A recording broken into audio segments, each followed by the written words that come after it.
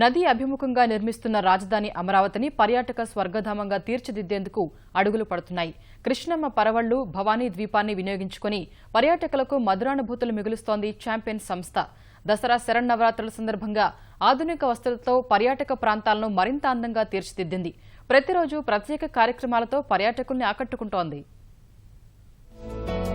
రాజధాని నగరం విజయవాడ పర్యాటక కేంద్రంగా అభివృద్ధి చెందుతోంది. ముఖ్యమంత్రి ప్రత్యేక దృష్టి కేంద్రీకరించడంతో లోటస్ ఫుడ్ సిటీ, భవానీ ద్వీపం శరవేగంగా అభివృద్ధి చెందాయి.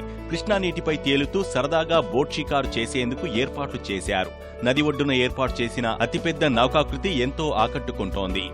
మిరిమిట్లు గొలిపే విద్యుత్ దీపాలు మరింత ఆకర్షణగా నిలిచాయి. నగరవాసులను మరింత ఆకట్టుకునేలా బోట్ షికారు చేస్తూ పెళ్లి, పుట్టినరోజు వేడుకలు చేసుకునేలా తాన్వి పేరుతో ఫ్లోటింగ్ రెస్టారెంట్లు, లాడ్జింగ్ వసతులు ఏర్పాటు చేశారు. వారాంతపు వేడుకలు, కిట్టి పార్టీలకు అనువుగా తీర్చిదిద్దారు.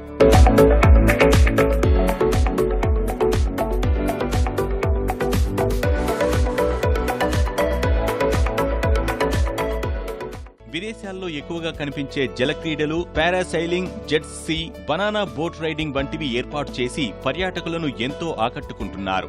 వెన్నెల రాత్రుల్లో కృష్ణానదిపై తేలియాడుతూ ప్రకాశం బ్యారేజ్కు ఏర్పాటు చేసిన విద్యుత్ దీపకాంతులను తిలకించడం ఎంతో ఆనందంగా ఉందని పర్యాటకులు చెబుతున్నారు. ముందైతే చాలా కన్వీనియంట్గా ఉండేది కాదు. ఈ ప్లేస్ కానీ మొత్తం టోటల్గా మార్చేశారండి. ఈ సైట్ సీయింగ్ చూడాలంటే మాకు ఒక మూవీస్ తప్పించి ఏమి ఉండేది కాదు. కానీ ఇప్పుడు లోటస్లో ఇప్పుడు చూస్తున్నాము, ఈ రెస్టారెంట్, షిప్, తర్వాత చాలా వచ్చినాయండి, స్పీడ్ బోట్స్ అని చెప్పేసి. తర్వాత మన భవానీ అండి కూడా మొత్తం టోటల్గా చేంజ్ చేశారు.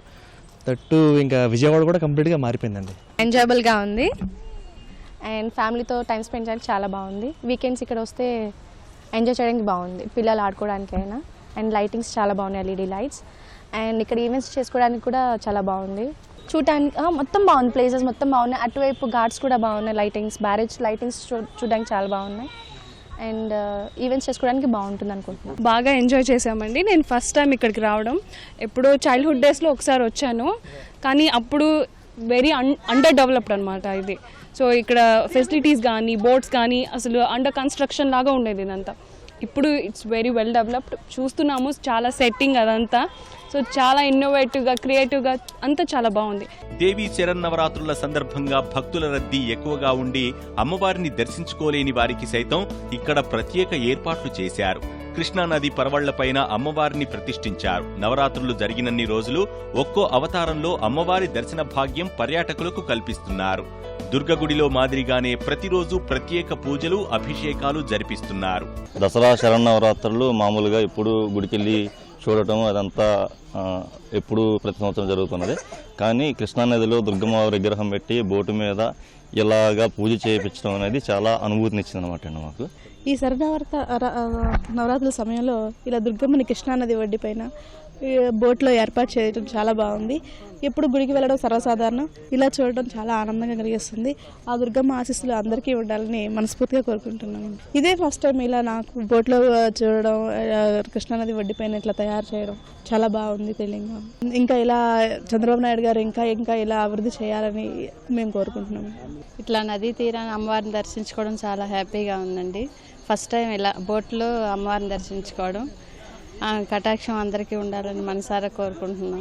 Floating restaurants, floating cottages, floating platforms లాంటివి చాలా సెట్ చేస్తున్నాం. కానీ ఇవాళ దసరా సందర్భంగా ఈ అమ్మవారి విగ్రహాన్ని ఇక్కడ ప్రతిష్టాపించి మీ అందరికీ కృష్ణా తీరాన